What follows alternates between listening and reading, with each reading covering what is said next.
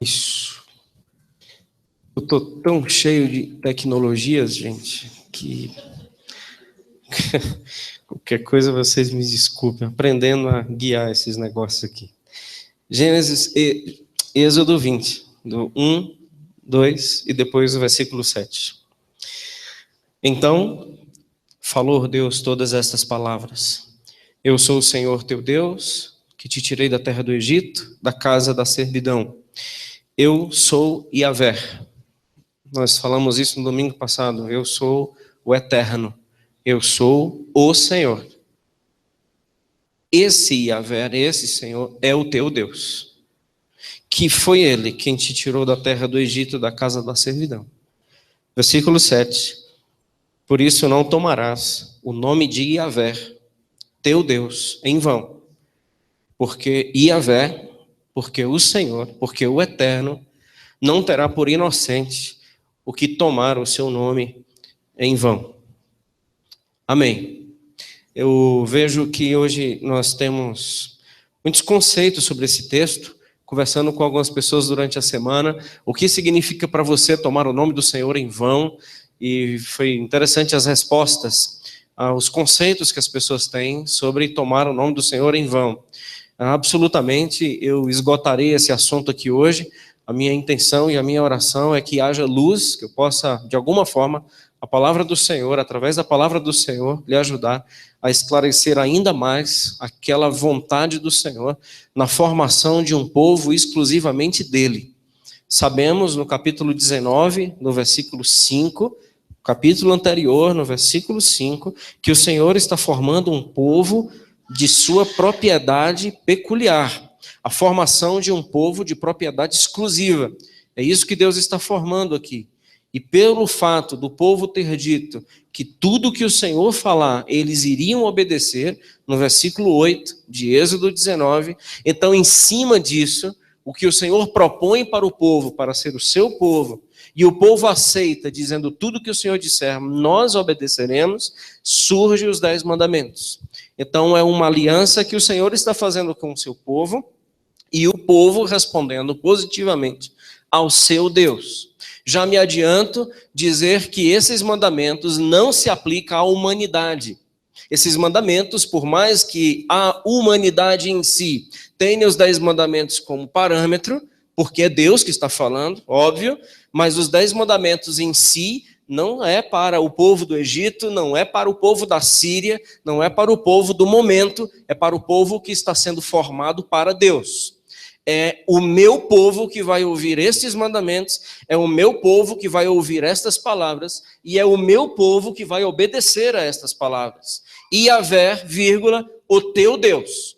Vocês sabem que no Egito tinha vários deuses, o mundo tem vários deuses, hoje muitas pessoas têm muitos deuses, mas quem tem o Senhor por Deus, escuta os 10 mandamentos e o obedece. É esse o nosso objetivo, porque, claro, nós vamos ver várias possibilidades e vários exemplos na nossa mente de pessoas que não levam o nome do Senhor a sério. Então, não levar o nome do Senhor a sério é um problema para aqueles que se declaram do Senhor. Não levar o nome do Senhor a sério não é nenhum problema para quem não reconhece Deus como Senhor. Entenderam? É problema para o povo de Deus. Então a gente tem que saber disso. Porque aqueles que declaram ser do Senhor, aqueles que disseram tudo que o Senhor falar, nós obedeceremos, então agora esse mandamento entra de uma forma séria, como qualquer outro, dizendo então não leve o meu nome em vão. O que seria em vão? Bom, levar o nome do Senhor em vão, eu não vou mexer nisso aqui não. Se alguém puder me ajudar, não sei se alguém pode me ajudar, se quiser passar isso aí para mim. É muita coisa ao mesmo tempo. O que seria em vão? Esse no dicionário Aurélio, que já está aí.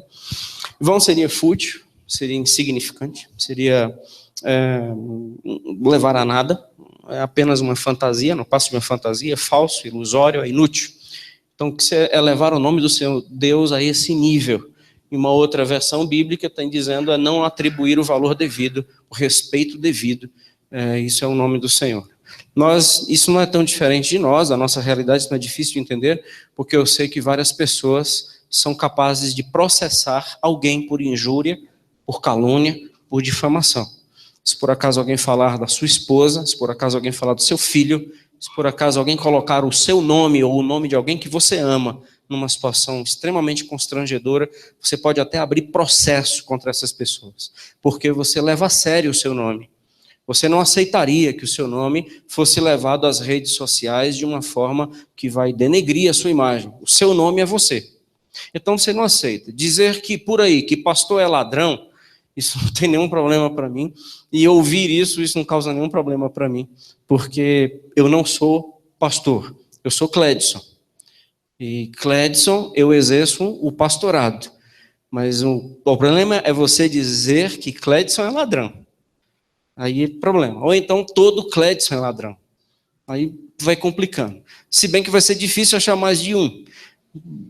Poucos, mas se você disser que Cledson é ladrão, aí é problema porque você colocou o meu nome.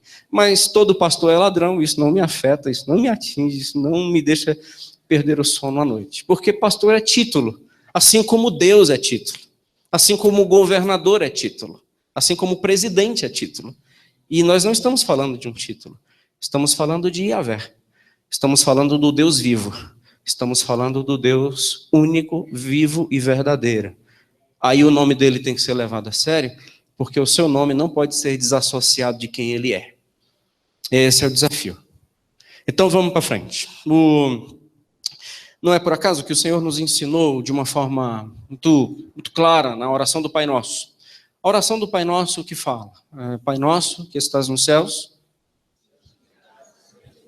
e começa assim: o povo que vai orar ao Senhor, em primeiro lugar, tem que reconhecer que tu és um nível muito mais elevado do que qualquer ser humano. Teu nome é santo. Santificado seja o teu nome. Depois você começa a oração ou continua a oração. No relacionamento com Deus, na oração, inicia-se pelo processo, reconhecendo que o nome dele é santo. Quando nós vamos batizar alguém, a ordem de Jesus em Mateus 28...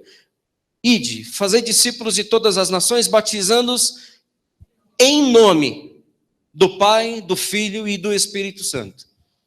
Os movimentos da igreja e ações da igreja pode ser 2 ou 3. Reunidos em meu nome, ali eu estarei. Se for reunido em qualquer outro nome, é uma gangue, é uma facção, é um partido. Mas se for reunido em meu nome, é a igreja. Então eu estarei no meio dele, ou no meio deles, porque eles se reuniram em torno do meu nome. O batismo é em meu nome. A cura que os apóstolos realizavam era em nome de Jesus, fica de pé. As orações que nós fazemos e concluímos, o que aprendemos na Bíblia, é que nós oramos e ao final da oração, o que dizemos habitualmente? Em nome de Jesus. Que isso seja feito. Então, a desassociação do nome da pessoa é impossível. E isso já começa a entrar num problema de desonra e coloca o nome do Senhor de uma forma fútil, de uma forma inútil e de uma forma sem valor, ele passa apenas a ser uma ideia. Bom, o que seria, então, levar o nome do Senhor em vão? O que seria tornar fútil o nome de Deus? O que seria uma futilidade do nome do Senhor? Eu não discorro muitos fatores, muitas formas, muitas possibilidades. Eu apresento apenas 4, e essas 4 que eu apresento, irmãos, não está no texto de Êxodo, mas está na história de Israel. O que foi que aconteceu na história de Israel, que eu olhando, eu digo, isso aqui foi uma desonra ao nome do Senhor. Isso aqui é uma desonra. Isso aqui é tornar o nome do Senhor fútil. Eu digo que, em primeiro lugar, é o ateísmo. Em primeiro lugar, o ateísmo. O ateísmo, ele torna o nome do Senhor em vão. E eu não falo que é o ateísmo comum, mas o ateísmo gospel. Já que hoje muita coisa é gospel, que sim, Cristo virou mais estética e etiqueta do que vida realmente, então eu vou chamar as 4 ações assim, que tornam o nome do Senhor fútil de gospel. Tá bom? Então, é um ateísmo gospel, é um ateísmo de crente.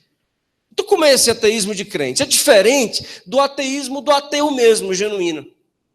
Porque qual é o problema do ateu genuíno? Talvez até os ateus fiquem chateados com o ateu gospel. Porque deveria haver só um tipo de ateu.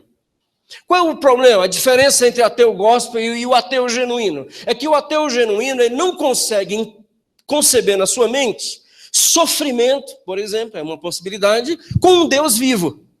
Se existe crianças morrendo de fome, se existe violência, se existe caos na sociedade e na humanidade, ele não consegue entender a existência de um Deus bom, de um Deus vivo, de um Deus presente, de um Deus real. Se existe catástrofes, como pode existir um Deus bom? Uma outra forma de um ateísmo, e eu entendo isso tudo como muito nobre, é que eles não conseguem entender que todos os dinossauros... Onde estão os dinossauros? Os dinossauros entraram na arca.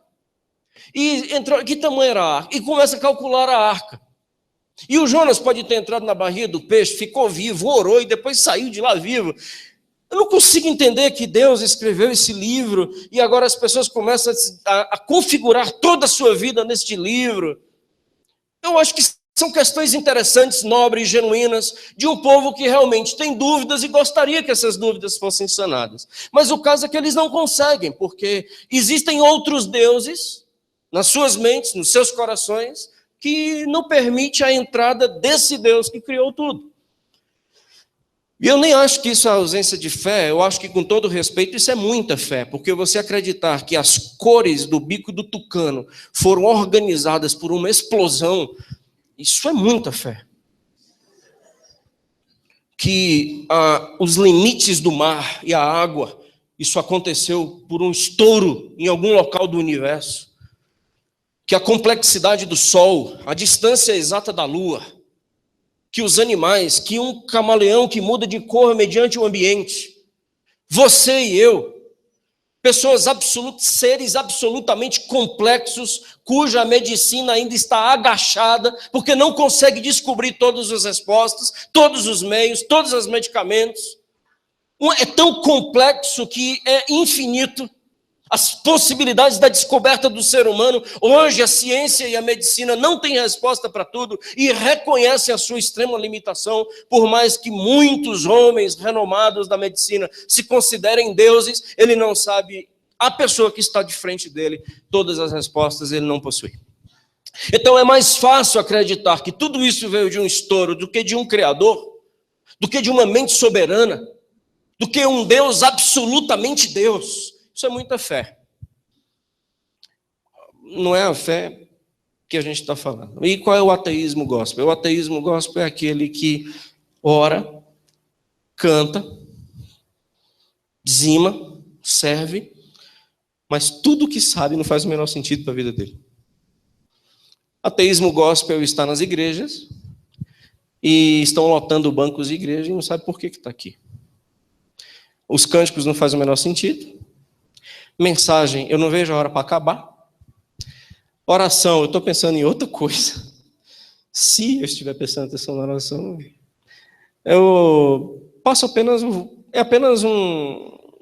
não sei, bati a carteira, assim, a ficha, vim hoje. Aí talvez o vim hoje dá um alívio. Eu acho que pelo menos uns 2 domingos eu posso faltar, não sei, assim. Esse não faz mais sentido. A ceia, perder ceia, vir para a ceia, não vir para a ceia, isso não faz mais o menor sentido. Corpo de igreja, isso não faz o menor sentido. Vida com Deus, oração, nem me lembro qual foi a última vez que eu orei. Pois é, isso é ateu. Porque tudo que sabe não tem significado para a sua existência. Eu creio, mas isso não faz o menor significado. E crer não fazer significado é sim ser um ateu, só que é gospel. Só que ateu é evangélico. Tem cara de evangélico, tem cheiro de evangélico, tem jeito de evangélico, tem os cacoetes de evangélico, mas ele não é cristão. Ateu. Quando nós falamos sobre essa questão, e eu acho que isso é muito sério, nós olhamos para um povo que cada vez mais se torna dissimulado. No ateísmo, Eu acho que Deus está se tornando igual um Pato Donald para muitos. Existe, mas é virtual. Existe, mas não existe. Eu oro, mas eu acho que ele nem escuta. Aliás, eu não sei nem se ele tem ouvidos. Sabe aqueles crentes que tem, não é questão nem de ter dúvida, porque não crê. Aqueles crentes que estão numa situação difícil, no fundo do poço, e quando nós lemos um texto, eles olham para a Bíblia e dizem assim, mas é bonito esse texto. Eu leio, mas eu não acredito no que está aqui. Eu leio, mas a minha vida não consegue se ajustar ao que está aqui. Pois é, esse é ateu. Isso é um ateu. Sofonias 3:2, aqui está no PowerPoint, diz que esse povo, o qual o profeta estava sendo contemporâneo, era um povo que não atendia ninguém, não aceitava disciplina, e a característica principal é que eles não confiavam em Deus. Se Deus dissesse, solta, porque eu estou com a mão embaixo de você e eu te seguro, a pessoa não solta. Quando a pessoa escuta dizendo, eu estou com você, em todos os momentos da sua vida, e a pessoa diz, mas eu me sinto só, geralmente está associado em não crer no que ele está falando. Isso é levar o nome do Senhor em vão, porque o chama de mentiroso. E isso é tornar o nome do Senhor numa brincadeira. E ele está dizendo, eu não vou ter por inocente quem fizer isso, porque eu não estou brincando. As minhas promessas não voltam atrás. Eu não sou um Deus que mente. Eu não ludibrio pessoas. Eu não sou uma carreirinha de cocaína, como dizia Karl Marx, que você cheira para se sentir melhor. Eu não sou o ópio. Eu sou Yahvé, Criador dos céus e da terra, e Senhor sobre tudo e todos. Eu sou um Deus vivo. Você crê em mim? A pergunta do Senhor ao povo é, você crê em mim? Creio. Então, vocês acreditam que eu existo? Porque é necessário que aquele que crê se aproxime do Senhor crendo que Ele existe. Hebreus fala isso. Não é possível ter fé quando eu me aproximo de Deus e creio que Ele não existe. Mas como você se aproxima de alguém que não existe? Como você ora para alguém que para você Ele não existe? Como você consegue configurar a sua vida em alguém em quem você não confia? Como se esse Deus diz, eu estou com você, acredita, a tua causa é minha, você é problema meu, e eu preciso me empanturrar de outros recursos, para que eu me sinta melhorzinho um pouquinho, porque eu não consigo confiar nesse Deus, isso é levar o nome dele em vão. Porque o que ele diz é de quem ele é. Dizer que eu não confio no que está escrito aqui, é chamá-lo absolutamente de mentiroso. Mas eu volto a afirmar, a quem ele está falando isso é ao seu povo. Não é quem está pensando em segui-lo, quem está ponderando a possibilidade, é ao seu povo. Porque esses que estão ponderando a possibilidade, esta palavra ainda não os alcança, porque eles não são povo de propriedade exclusiva desse Deus. Mas a partir do momento que é um povo de propriedade exclusiva desse Deus, eles não podem mais duvidar do que Deus diz. Não pode. Porque senão viram um ateu gospel. E ateu gospel não existe. Isso me faz lembrar da igreja de Tiatira. A igreja em Tiatira, eu acredito que ela revela muito bem o contexto atual do qual nós vivemos. A igreja em Tiatira está em Apocalipse 2, 19 e 20. Apocalipse 2, 19 e 20. Interessante que como Cristo é revelado em Apocalipse 2, 19 e 20, é uma carta à igreja a Tiatira. Tiatira é uma cidade onde a igreja do Senhor estava lá. Jesus é revelado como aquele que tem olhos de fogo. Então não é um olhar meigo, um olhar doce, um olhar assim amoroso. A igreja em Tiatira, ela recebe o olhar de Jesus e esse olhar é revelado como um olhar de fogo. Imagine você olhar para alguém cujo olho é fogo. E o que Jesus vai dizer para esta igreja? Conheço as suas obras. Conheço as suas obras, eu conheço a sua fé. Você tem fé. E estas últimas obras que você está realizando são maiores do que as primeiras. Você está numa sucessão e numa progressão de obra. Conheço você, eu conheço a sua perseverança, eu conheço o seu serviço, mas eu conheço que você tem permitido que Jezabel ensine na igreja. Eu sei que você está aceitando doutrinas que não são minhas. Você tem fé. Gente, olha só que coisa. A igreja em Tiatira tem fé. A igreja em Tiatira é perseverante. A igreja em Tiatira, serviço. A igreja em Tiatira, progressão em obras. Mas a igreja de Tiatira não crê. É uma igreja que professa o ateísmo gospel. Porque a palavra do Senhor não é absoluta sobre sua igreja. Porque ela dá ouvidos a doutrinas, ela dá ouvidos a ensinos, e é uma igreja configurada por outro tipo de voz. E se é configurada por outro tipo de voz, é uma igreja que não entende que a minha palavra é absoluta e eu não sou suficiente. E se eu não sou suficiente, você é um ateu gospel. Porque não existe outro Deus além de mim. Para você estar dando ouvidos a outra voz, você deve ter construído um Deus para você. E automaticamente, e obviamente, a sequência é: você vai levar o meu nome em vão. E isso eu não vou aceitar. Pessoa de Cristo, para muitas pessoas, não passa de uma grife, meus irmãos. Não passa de uma grife. Pergunte aos crentes modernos. Faça uma pergunta, aliás, não pergunte aos crentes modernos. Pergunte a você mesmo. Se alguém chegasse e perguntasse para você: qual a sua religião? E você dissesse: sou evangélico, sou crente, eu sou cristão. Sei lá, você faz parte do povo de Deus, aí não sei qual é o nome que você se denomina. Mas se a pessoa perguntasse: por que você é crente? Veja o nível de respostas que vai sair dos cristãos de hoje. Você é crente? Eu disse: sou. Por que você é crente? Por que você é crente? Por que você tomou uma decisão por seguir esse Jesus? Por quê? Por que você não é de outras religiões? Por que você não levanta outras bandeiras? Porque você é crente.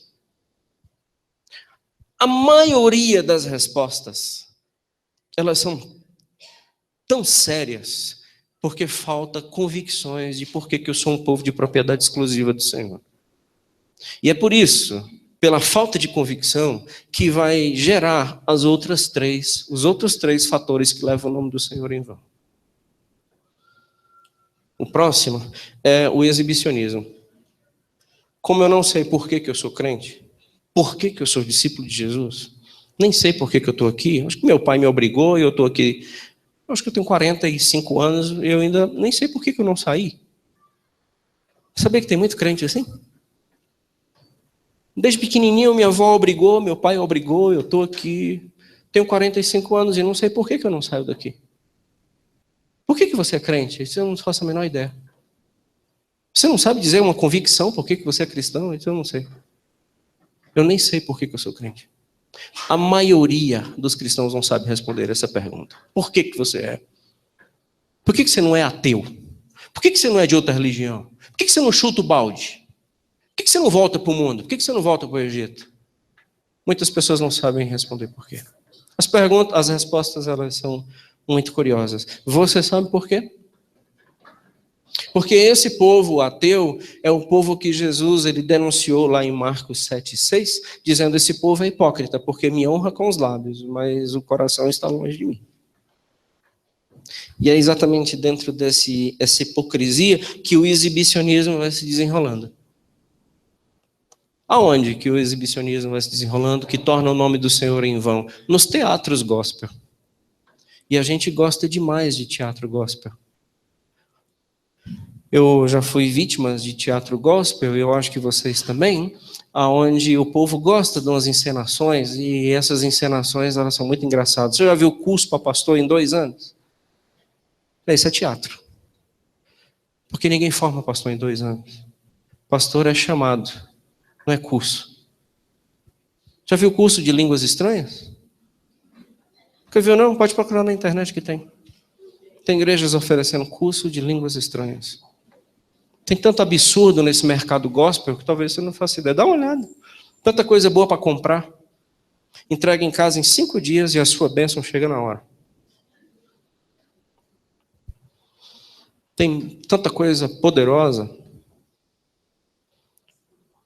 Eu chamo esse povo de que aprendeu a viver técnicas. Técnicas de manobra, técnicas.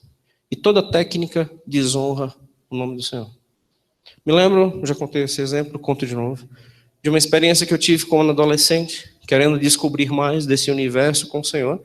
Eu estava junto com uma senhora, e próximo à igreja uma pessoa ficou possessa, e eu fui com essa senhora, e nós fomos lá, numa vizinha, e ela estava possessa, e essa senhora assumiu o comando, foi expulsar o demônio, eu apenas observando, e o demônio não saía. E ela pediu para mim, Cledson, vai na igreja e pega o óleo ungido do pastor Cicrano. Aquele dia, para mim, eu conto isso como exemplo, mas aquele dia para mim foi um abrir de olhos. Se um demônio não sai pelo nome de Jesus, ele vai sair por um óleo ungido do pastor Cicrano. Isso é tornar o nome do Senhor em vão, gente. Isso é tornar o nome do Senhor fútil. Veja-se nos cultos de libertação de hoje, quando tem placas de culto de libertação, veja-se o que está por trás dessas placas, não são pessoas poderosas. Nomes de homens, orações fortes, da cicrana ou do cicrano, óleos ungidos. Veja se um óleo ungido ele pode exaltar o nome do Senhor, quando o único nome que está acima de todo nome é o nome de Jesus, e não qualquer maracutaia que o povo faça. Isso é desonrar o nome do Senhor. Aí entrei em crise, porque a minha pergunta foi, e se a sala estiver fechada? Aí entrei em crise. Sério, eu fui para a igreja pensando, meu Deus, e se esse óleo não estiver lá? Essa pessoa vai sair como? Perdão, esse demônio vai sair como? Porque eu não... dá uma olhada no mercado gospel. Um pastor, um dos mais multimilionários do país, você sabe qual é? Ele estava pregando, você pode acessar na internet. Eu nunca tinha visto coisa tão absurda. Eu, por favor, não estou falando de outras igrejas, nem estou falando dele. Eu estou falando do que é tornar o nome do Senhor em vão. Então, ele disse o seguinte, no primeiro milagre de Jesus, o milagre de Jesus, que é a transformação de água em vinho, nada mais inútil Jesus poderia ter feito do que isso. Porque Jesus ele tem que transformar vidas, ele não tem que transformar água em vinho. Então, respeito, mas não aceito. Mas agora sim, aqui, no próximo culto, lá domingo, reunião, não sei, a gente vai transformar pessoas. A gente não vai perder tempo transformando água em vinho, não. A gente vai transformar gente. Nunca tinha visto algo tão absurdo. Sabe o que é isso? É o teatro gospel que se monta e o culpado é o próprio povo. A culpa não são deles, a culpa é o povo que dá ibope.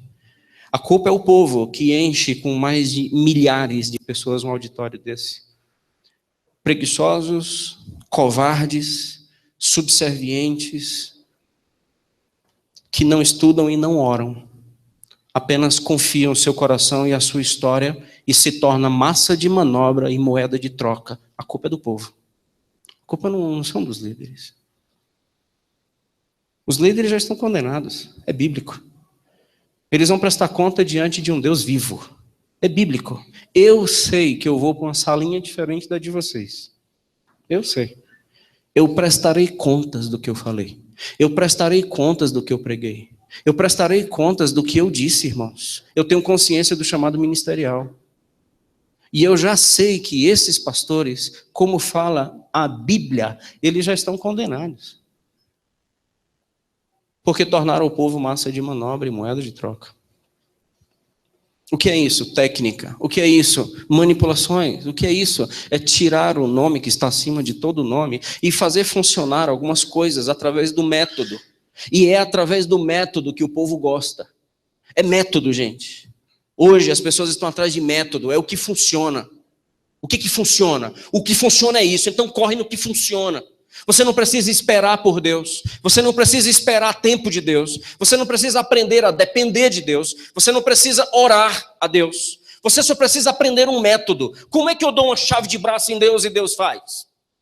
Aí assim, a gente aprende a dar uma chave de braço em Deus e Deus vai ter que fazer. Aprende-se um método. Aqui a cura acontece. Mas como se agenda cura? Nem Paulo agendou cura. Agora vai ter culto de libertação. Mas como se agenda culto de libertação? Como eu posso dizer que em tal lugar vai ter libertação? A única forma que pode ter libertação em algum lugar é se a verdade, somente a verdade for pregada. É só através da verdade. Então, todas as vezes que nós nos reunirmos nesse local, nós temos a obrigação de chamarmos qualquer encontro de culto de libertação, porque nós vamos falar a verdade. Conheça a verdade. E a verdade vai promover essa libertação. Aprendemos a chamar boa música de adoração, a gente aprendeu a chamar convívio agradável de comunhão, a gente aprendeu a uma moral sadia, chamar isso de santificação, a ponto de dizer que tem muitos descrentes melhores do que muitos crentes, uma linguagem maligna, uma linguagem satânica, uma linguagem corrompida pelo espírito da época, porque jamais nós poderíamos dizer que tem muitos descrentes melhores do que muitos crentes. E se você professa isso, você caiu na cilada desse mundo, porque você está procurando pessoas que não são discípulos para ser sua referência, e procurando pessoas que são ateus gospel como referência, você está sendo covarde nas suas comparações, porque tem muita gente séria para você entender que é muito melhor do que muita gente que não é crente. Agora, o que você pode estar olhando são parâmetros morais, e parâmetros morais é toda a humanidade, não é só crente. Adulterar é para todo mundo. Não adulterar é para todo mundo. Não matar é para todo mundo. Honrar pai e mãe é para todo mundo. Mas quando essas pessoas exercem esses papéis, eles parecem que estão num nível de santidade, mas tem 4 primeiros mandamentos que definem o povo de Deus. Os 4 primeiros mandamentos definem o povo de Deus. Os outros 6 definem os relacionamentos. Pessoas não se submetem a esse Deus, vivem no exibicionismo, igrejas que são pautadas por, muitas vezes, mais técnicas do que pela verdade. Meus irmãos, eu não tenho nenhum problema em dizer isso, mas aqui nós pregamos a verdade e, com todo respeito a quem quer que seja, nós não temos a menor preocupação se vai gostar, não vai gostar, vai agradar, não vai agradar, entendem? Porque senão não é palavra do Senhor. E a gente nem precisa falar de outras igrejas e de outras comunidades e de outros povos.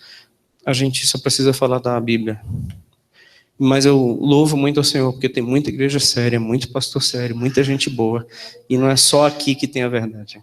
Não é só aqui. Louvado seja o Senhor por isso.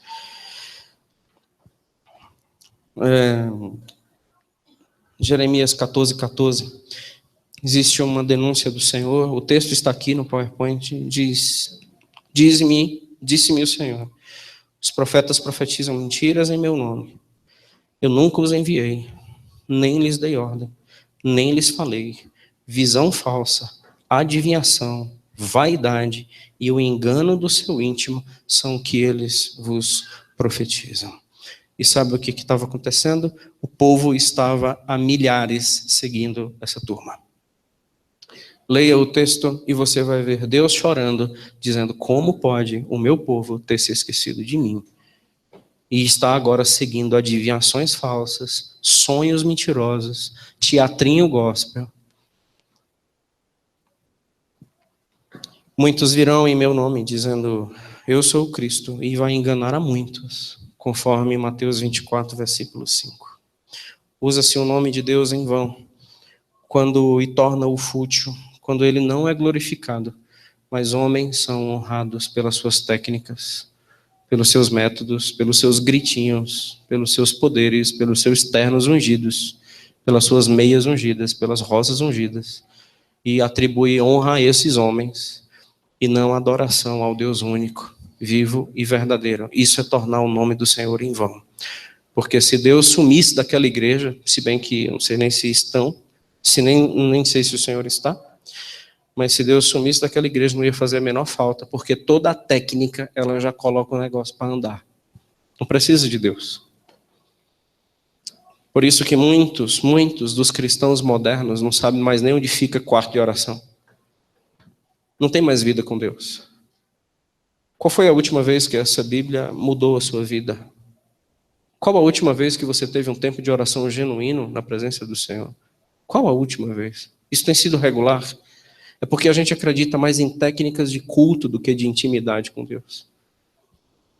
Como se aqui, nesse momento, acontecesse alguma coisa mágica e a gente saísse daqui cheio da unção e cheio da bênção. Muitos entendem que veio aqui buscar a sua bênção. Eu lhe digo, eu não sei do que você está atrás.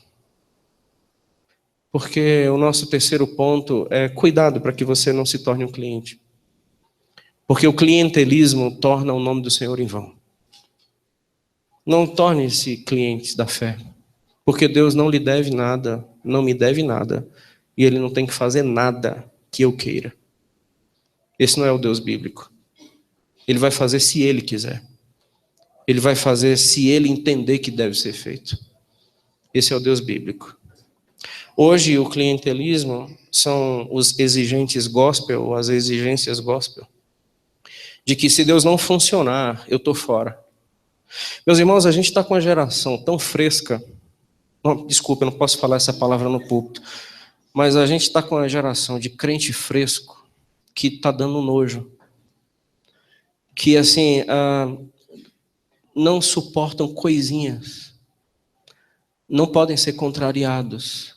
Não podem ser criticados. Não podem ser advertidos. Não podem ter nenhum tipo de constrangimentos. Eu só queria que os irmãos relessem aqui no PowerPoint 3 versículos. Mateus 10, 22. Por mais que esteja longe, eu leio. Mateus 10, 22, o Senhor Jesus disse: vocês serão odiados por todos. Vocês serão alvos de ódio de todos. Por quê, hein? Por causa do meu nome. Estamos falando em não tomar o nome do Senhor em vão. E Ele está dizendo, você vai ser alvo de ódio por causa do meu nome. Isso é honra. Aquele, porém, que perseverar até o fim será salvo. Mateus 24, 9 diz, então sereis atribulados. Esse aqui ele está pegando mais leve, porque está dizendo que vão matar a gente. Vos matarão. Tirará a sua vida. Vocês serão odiados por todas as nações. Por um único motivo, você carrega o meu nome. Atos 9,16, quando o Senhor fala com Paulo, e descobre Paulo, e Ananias retruca, dizendo, é Paulo mesmo, a resposta do Senhor, eu vou mostrar para o Paulo o tanto que importa sofrer pelo meu nome. Mas uma geraçãozinha de crentes que não pode ser contrariados. Uma geraçãozinha de crentes que não pode receber nenhum olhar diferente. Imagina só se eles estão prontos para serem alvos de ódio. Se tocar no filhinho da mamãe, a casa desaba, a gente processa a igreja. Porque é uma geração de gente tão sem futuro que entende que isso é vida cristã. Aonde a igreja, como se Deus fosse um supremo gerente de um hotel de luxo, com seus serviçais angustiados e suados para tornar o ambiente cada vez mais confortável para que ninguém se constranja ou para que todo mundo se sinta bem. Isso não é cristianismo. Isso não tem nada a ver com cristianismo, isso é hotel. Vida cristã venham os que querem ser alvos de ódio, e vão matar vocês, e vão perseguir vocês. Imagine só o que eu vou fazer de laboratório dentro da minha igreja com você.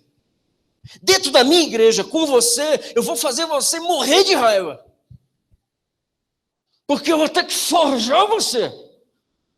Porque se aqui dentro você não está pronto nem para amar, nem para perdoar, se nem na sua família você cede, imagine você sofrer por causa do meu nome. É pelo teu nome que você vive. Você vive por você. Você é seu Deus. Você só se preocupa com você. E isso torna o meu nome fútil. Porque você não sofre por mim, você não faz aquilo que deve ser feito, porque você não paga preços por mim. E o meu povo vai ter que pagar preços por mim. Por isso que esta palavra não pode ser aplicada ao mundo, essa palavra é aplicada ao povo dele. E o povo sempre estava com vontade de voltar para o Egito, porque Deus não funcionava. E é interessante, a gente pega o próximo slide, Números 14, 4. Diziam uns aos outros, levantemos um capitão e voltemos para o Egito. Porque Deus não funciona. A gente está querendo cura, cura não vem. Nós precisamos de carne, ele manda passarinho caindo do céu. A gente está precisando de comida, ele manda pão. As coisas não funcionam. A gente estava querendo para ontem, e já passou 5 dias e Deus não age. Eu quero um Deus que funcione. Eu quero um Deus que assim que eu oro, ele faça. Procure alguém de outra religião, porque o Deus bíblico não é assim. É a palavra da verdade que eu lhe digo para que você deixe de ser cliente e se torne agora uma pessoa livre para a glória do nome de Jesus. É isso que ele está falando, entendeu? Porque se você está querendo um Deus que funcione, um Deus que haja mediante o que você pede, isso não é bíblico. Meus irmãos, e eu queria que fosse. Mas eu queria demais.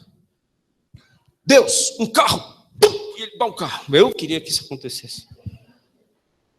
Esse não, quero outro. Aí ele tira e dá outro. Eu disse, gostou, meu filho? Eu disse, mais ou menos, tá bom. Você quer mais alguma coisa, meu filho?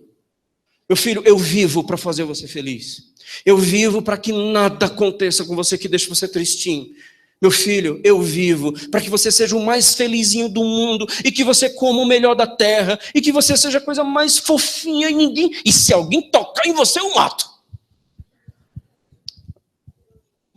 Talvez você encontre esse Deus em algum local, não na Bíblia e não no cristianismo.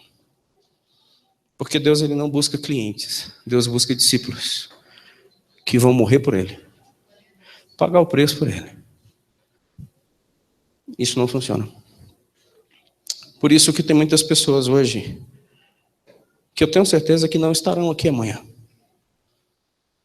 Não estarão aqui amanhã, não aguentam, não vão aguentar. É visível, não vão aguentar. Não vão pagar preço, não pagam preço. A nossa vida aqui é um vidão, gente. A nossa vida aqui não sofre grandes tensões. A nossa vida aqui a gente não tem que pagar preços tão caros. A nossa vida aqui dá para ser um ateu gospel. Dá para viver um exibicionismo gospel. Dá para a gente teatrar bem. Aqui dá para a gente viver esse período do exibicionismo e do clientelismo com sucesso. Aqui no Brasil isso é bom demais. Mas haverá um dia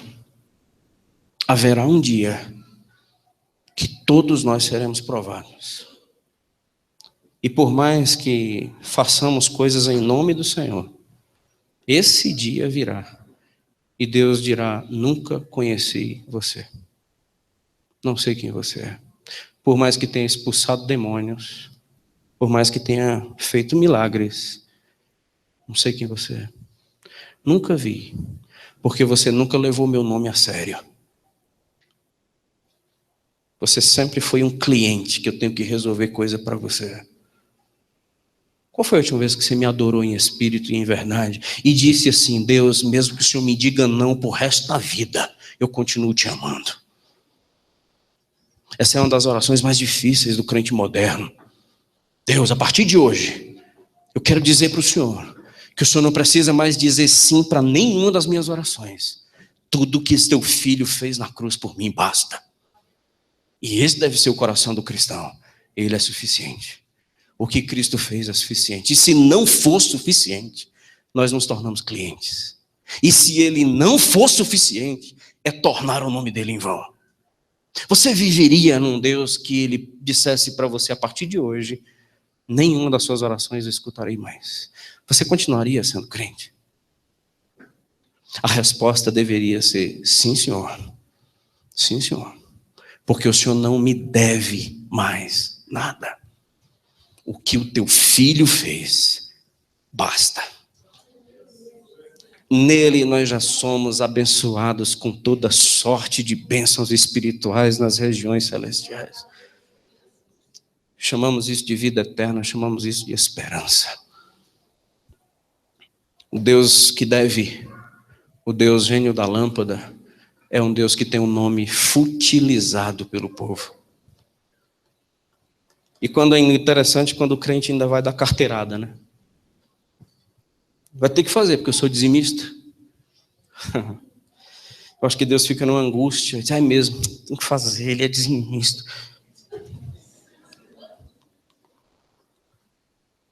Você é dizimista por quê? Porque eu te amo, Senhor. Ah, tá. Não é porque você está esperando bênção, não, né? Não, é porque eu já fui abençoado. Tá, o princípio é esse. Porque se você der algum valor aqui, para eu ter que te retribuir alguma coisa, fique para você, gaste lá no mundo, lá no Egito, volte para o seu Egito. Porque o único dinheiro que pode entrar aqui são de pessoas livres, que amam e reconhecem isso como um ato de adoração e gratidão a Deus. Só isso faz sentido. Fazer negócio com Deus em outras religiões é melhor do que com Deus vivo. Em último lugar, eu acredito que o local onde tornamos Deus em vão, o nome dele fútil, é no oposicionismo, quando o povo ele se rebela com tudo que Deus diz. Êxodo 19:8, nós lemos que o povo disse que ia fazer tudo que Deus mandar. Só que apareceu a rebeldia gospel. É o povo que escuta, que Deus diz, direita. E o povo fala, não, vou para a esquerda. Mas você é o meu povo? Eu disse, mas eu faço o que eu bem entender. Então por que você está me chamando de Senhor? Se você não faz o que eu mando. Lucas, capítulo 6. Por que você faz? E por que quando você ora, você me chama de Senhor, mas nunca faz o que eu mando você fazer? Porque é você que manda. É você que rege. É o que você sente que determina. Isaías 65, verso 2. Estendi as mãos todo dia a um povo rebelde, que anda por caminho que não é bom, seguindo os seus próprios pensamentos. Todo dia eu estendi a mão a um povo que é rebelde. E rebeldia na Bíblia é a mesma coisa de um pecado de feitiçaria. E nós estamos diante de um povo que diz que não leva o nome do Senhor em vão, mas quando Deus diz assim, perdoe, a gente vai dizer, não perdoe não, porque eu não estou pronto. Mas eu não estou perguntando se você está pronto, eu estou mandando você perdoar. Eu estou dizendo que dentro da casa, que se chama pelo meu nome, essas coisas não devem existir. E se vire com o que você sente, se vire com o que você acha, morda um azulejo, faça o que você quiser, mas tem que me obedecer. Porque eu não sou um Deus que estou brincando de dar sugestões e esperando se você sente vontade ou não de me obedecer. Isso não faz sentido, irmãos. Claro que não.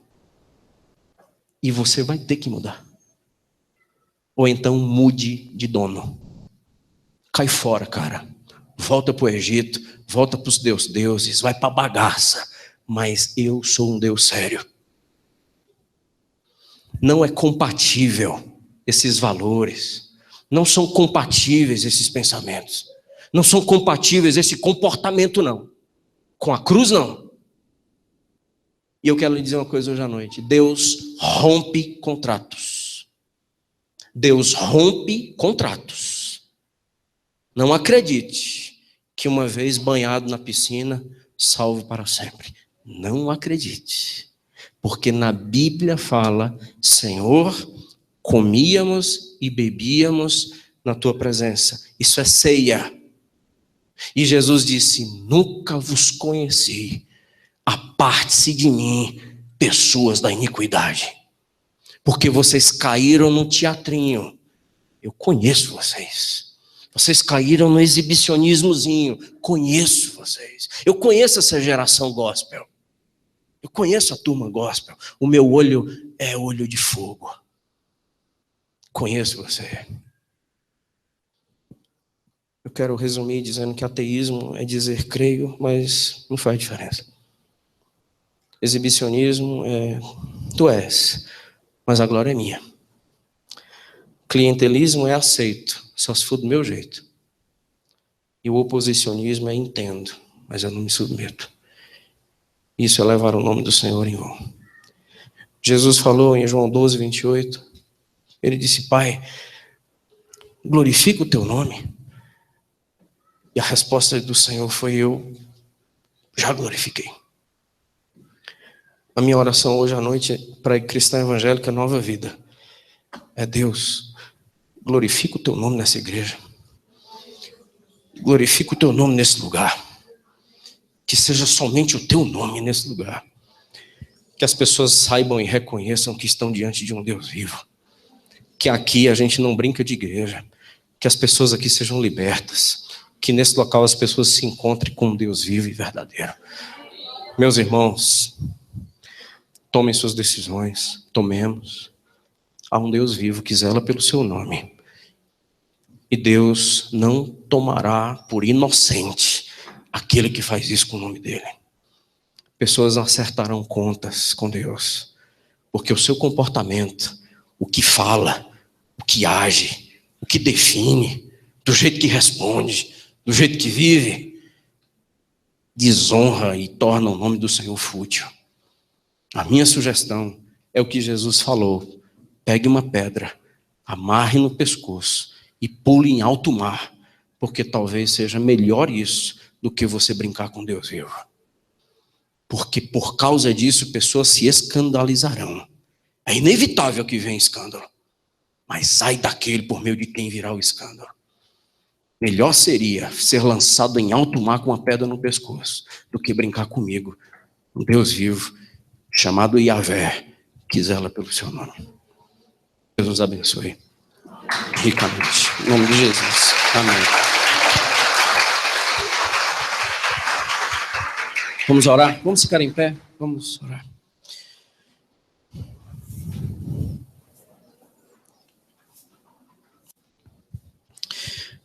Momentos nas nossas vidas onde Deus, creio que fala, creio que exorta, creio que liberta, creio que redefine valores.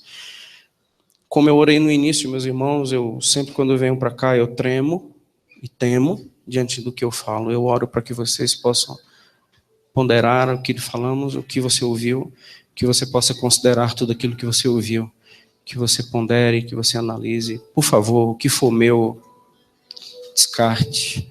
Mas se Deus falou com você, mude. Chegou a hora de um novo tempo. Chegou a hora do clientelismo acabar. Chegou a hora do exibicionismo acabar. Vamos ser autênticos. Chegou a hora da gente voltar para o nosso quarto. Chegou a hora da gente acabar com esse ateísmo. A gente vai acreditar na palavra dele. Está escrito. Seremos libertos pelo que está escrito.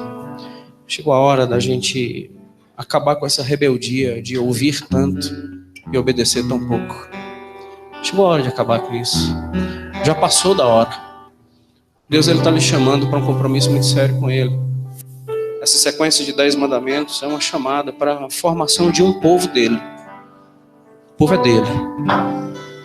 Que você possa pensar nisso. Sou mesmo? Eu pertenço a esse povo? Eu pertenço a essa nação? Um povo de propriedade particular, peculiar. Quem sabe hoje seja um dia seu do retorno. Não para sua casa, em primeiro lugar, mas para esse Deus. Deus os abençoe.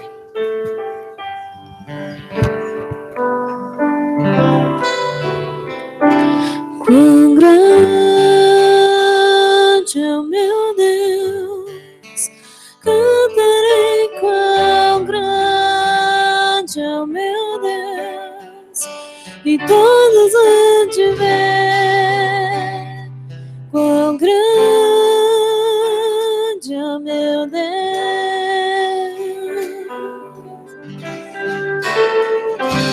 Quão grande é o meu Deus, cantarei quão grande é o meu Deus, e todos hão de ver quão grande é o meu Deus.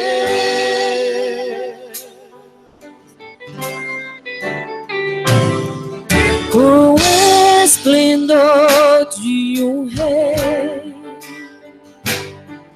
em majestade e luz, faz a terra se alegrar, faz a terra se alegrar. Ele é a própria luz, e as trevas vão fugir, tremer com sua voz, tremer com sua voz. Quão grande é o meu Deus, cantarei quão grande é o meu Deus, e todos hão de ver quão grande é meu Deus.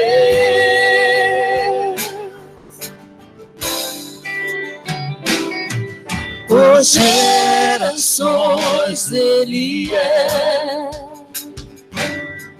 o tempo está em tuas mãos, o começo e o fim, o começo e o fim.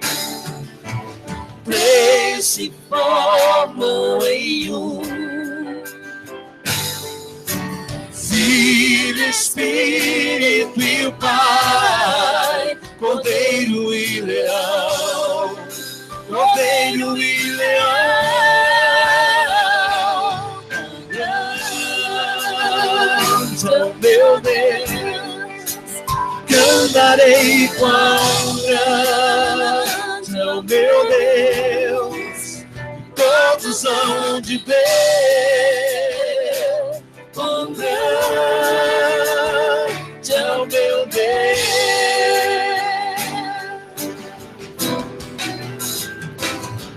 Sobre todo nome é o céu, tu és digno do louvor. Eu cantarei quão grande é meu Deus. Abençoa o que canta essa noite. Quão grande é o meu Deus, cantarei quão grande é o meu Deus, e todos hão de ver quão grande é o meu Deus,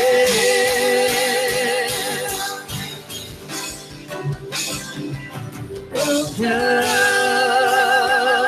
é o meu Deus, cantarei quão grande é o meu Deus, e todos hão de ver quão grande é o meu Deus, quão grande é o meu Deus. Declare. Quão grande